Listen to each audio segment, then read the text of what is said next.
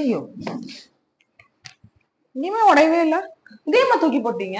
Ma'am அது உடையல ma'am. But ஆனா அதுல கொஞ்சம் ஒரு ஸ்கிராட்ச் எல்லாம் இருக்கு மேம். அதனாலதான் நான் இங்க பாத்தீங்களா கருப்பா இருக்கு. சுத்தி நிறைய ஸ்கிராச்சஸ் எல்லாம் இருக்கு மேம். இது இந்த குட்டி குட்டி ஸ்கிராச்சா இருக்கேன் இது. ஆமா மேம்.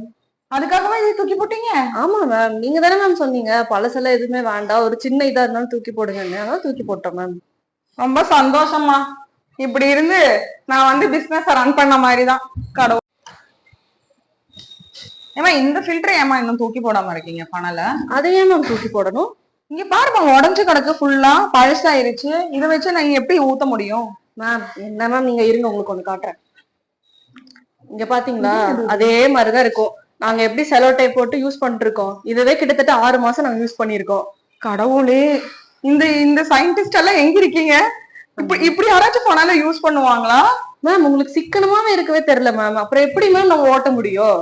மேடம் சிக்கனமா இருக்கலாம், இவ்வளவு சிக்கனமா நீங்க இருக்க கூடாது. என்னோட எம்ப்ளாயிஸ் என்னைய பணக்காரி ஆக்கியே அடங்குவீங்க இல்லையா? ஆமா மேம், கன்ஃபார்மா அப்படிதான்.